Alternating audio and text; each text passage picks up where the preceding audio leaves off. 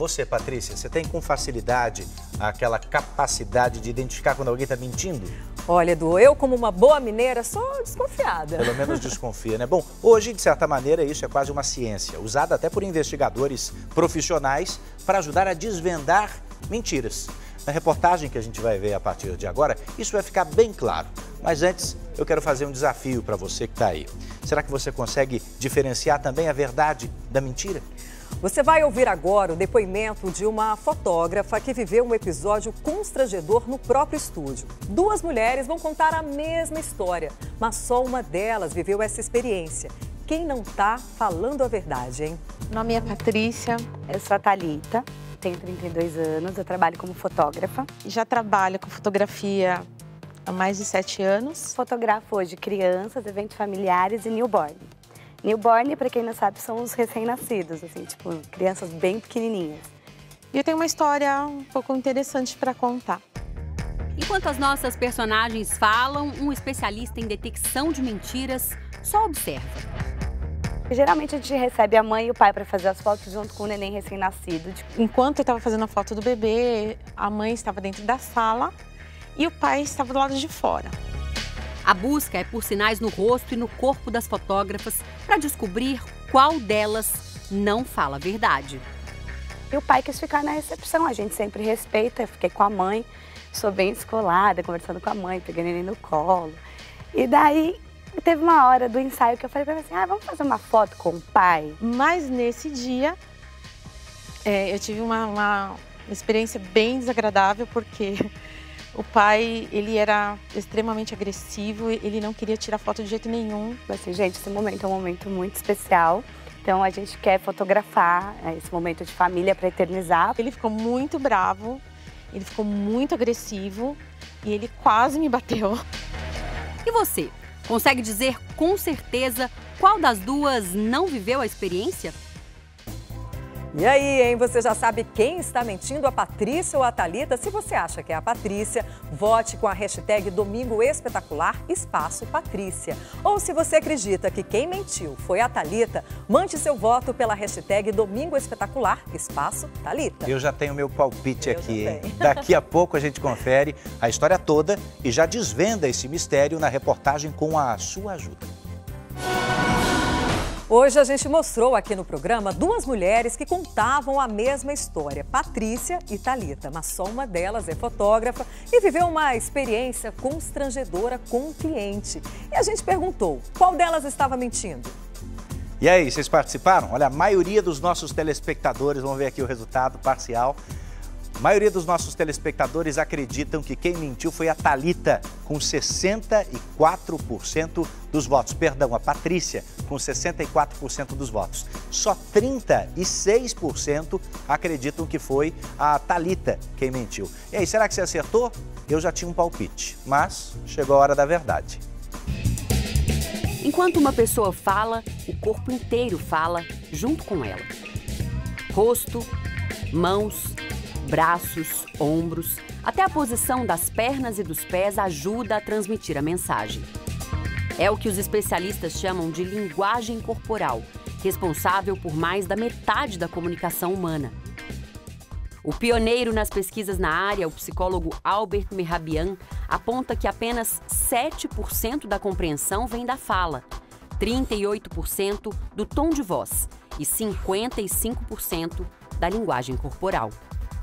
Em qualquer conversa frente a frente, não são só os nossos ouvidos que trabalham para entender o que a outra pessoa está dizendo.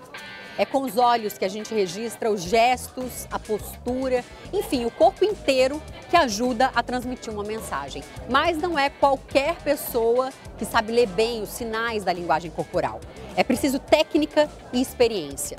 Por isso, a gente convidou o Paulo Sérgio de Camargo, que é especialista no assunto, autor nessa área, para ver se é possível entender uma situação de conversa entre duas pessoas sem ouvir nada do que elas estão dizendo, só observando.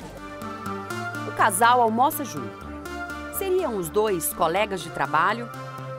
Seriam casados? A primeira coisa que eu vi é que os dois estão com pressa, certo? Já chegaram, servir, provavelmente vão almoçar rápido e vão se despachar rápido. Existe afinidade entre os dois já se conhecem há algum tempo. E como eles estão se olhando, é um forte indicativo que se trata de um casal. Qual que é a relação de vocês dois? Casados. São casados. Oh, graças a Deus. Sabe por que nós descobrimos que vocês são casados? Porque vocês olham, um olha para o outro. O olhar não engana. Isso indica alto grau de intimidade entre os dois. Há quanto tempo vocês são casados? 16 anos. Casais mais recentes costumam se tocar mais, né? E vocês entraram já com o objetivo do almoço. Estão com pressa. Né? Bastante. Ponto para o nosso especialista. Essas já são amigas de longa data. Quando elas sentam na quina da mesa assim, já tem um relacionamento de longa data. As duas estão com o cotovelo em cima da mesa, entendeu? Significa o quê? Que as duas já têm um certo tipo de conhecimento, relacionamento. Olha o pé das duas, elas não querem sair dali porque se elas quisessem sair, o pé já estava pronto para sair. Elas estão numa posição o quê? Tranquila e confortável. A de preto tem uma ascendência sobre a segunda porque ela fala com o queixo um pouco mais erguido, um pouco mais postura, e a outra fala com... Não é que ela seja submissa, mas ela fala com um pouquinho o queixo mais abaixado, mais tranquilo. Será que ele tá certo? Vocês são o que uma da outra? Amigas. Quanto tempo? Uns 25 anos. Ela é mais agitada, assim, decide as coisas muito rapidamente. Eu penso mais um pouquinho para resolver. Ela é mais decidida. É mais decidida do que eu. Acertou tudo. Em investigações criminais, a linguagem corporal pode servir como um complemento. Este promotor de justiça do Ministério Público de São Paulo usou as ferramentas para decifrar um caso difícil de denúncia de estupro. As únicas provas eram os depoimentos da mulher, que acusava, e do homem, que negava. No momento em que a juíza estava lendo para ele a denúncia, então lia para ele, olha, o senhor consta que o senhor está sendo processado aqui porque no dia tal, às tantas horas, o senhor fez isso, isso e aquilo. Então, na hora em que a juíza estava lendo a denúncia para ele, os movimentos oculares dele foram à direita. Isso não significa verdade ou mentira. Significa que naquele momento ele estava criando no cérebro dele aquela informação que ele não viveu. E a gente chegou à conclusão de que o réu, na verdade, ele estava falando a verdade. E ele foi absolvido. Isso mesmo, o movimento espontâneo dos olhos pode significar muito. É o que diz a neurociência. Na maior parte das pessoas, o lado direito do cérebro é responsável pela criatividade e o lado esquerdo pelas memórias. Assim, quando uma pessoa lembra de algo que viveu, movimenta o olhar para a esquerda. E quando precisa criar ou inventar uma história, o olhar pende à direita. Se eu falar para o telespectador, pense no elefante cor-de-rosa. Basicamente, ele vai ter um rápido movimento ocular à direita. Se eu falar para ele assim, pense na cor do seu carro. Basicamente, ele vai ter um rápido movimento ocular à esquerda, porque é algo histórico. Mas cuidado, esse teste é só um dos tantos que deverão ser aplicados numa análise. E se eu precisar lembrar de uma mentira que eu te contei na semana passada, por exemplo? Eu vou usar o meu lado da lembrança. Então, se você fosse basear, por exemplo, na direção do olhar para pegar a minha mentira, você vai cair no erro. Porque eu lembrei de uma mentira que eu já te contei. Eu não estou criando uma mentira nova. Já pegou alguém na mentira? Ah, já. Quem não pega, né? Ah, eu já, um monte. Já. Como é que se faz para perceber se a pessoa está mentindo, hein? Descobre só pelo jeito que ele está falando, a gente já descobre. Para mim, se eu tô mentindo, todo mundo tá vendo na minha cara. O estudo de expressões faciais muito rápidas, que duram menos de meio segundo, é uma das principais ferramentas para saber se uma pessoa está falando a verdade. Embora a pessoa consiga, ao nível superficial, controlar, o visceral, que é regido pelo nosso cérebro, o SNA, né, o Sistema Nervoso Autônomo, e o nosso sistema límbico das emoções, ele já expressa a emoção a nível muscular. E não tem jeito de controlar esse tipo de expressão do rosto. Mesmo que a pessoa, na superfície, tente controlar aquela expressão, ela não vai conseguir porque a musculatura já mostrou isso. Esta imagem é um exemplo de microexpressão facial. Se fosse num contexto de venda, então esse rapaz está mostrando um sorriso, falando que assim, esse é o melhor preço que eu posso te oferecer. Quando você tem a capacidade de detectar justamente essa microexpressão, você sabe que a emoção predominante nesse sorriso não é a alegria, e sim o desprezo. Então, contextualizando, o desprezo significa que ele teria algo a mais. Essas técnicas são tratadas como ciência. O ato de mentir é extremamente cansativo para o cérebro. Então, assim, você tem inúmeras tarefas para bloquear a história verdadeira, passar uma história falsa. Nessa força toda que você faz para tentar convencer uma pessoa que a informação é verdadeira quando não é, ocorre justamente os vazamentos dos sinais não verbais. Seja uma microexpressão, seja uma paralinguagem, que é a forma que você fala, pausas, repetições, hesitações, gestos incongruentes, isso tudo você não consegue controlar. É com essa técnica que o especialista vai tentar desvendar um mistério.